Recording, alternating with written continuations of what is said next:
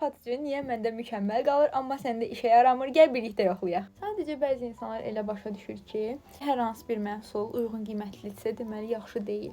Bir gözümə tətbiq edəcəm. Sadəcə biraz aşağı hissəyə tətbiq edirik ki, qırışları dolma olmasın. Bir sponjla, mən çox vaxt sponjla yayıram, nəm sponj alıram və bu formada yayıram.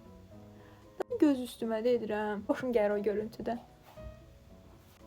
Yayıram. Çox vaxt, çox yüngül makiyaj etmək istəyəndə bu hissəyə belə, bura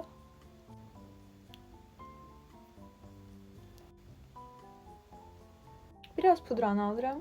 Həmin üzərində artığını qoyuram. Bu hissəyə belə. Sonra artıq qalan hissələri təmiz bir fırça ilə süpürürəm və bu qədər. Görsünüz nə qəşəng oldu. Deməli, uyğun qiymətli məhsullardan da yüksək performans almaq olar. Daha çox üçün səhifəmi izləmədə qalın.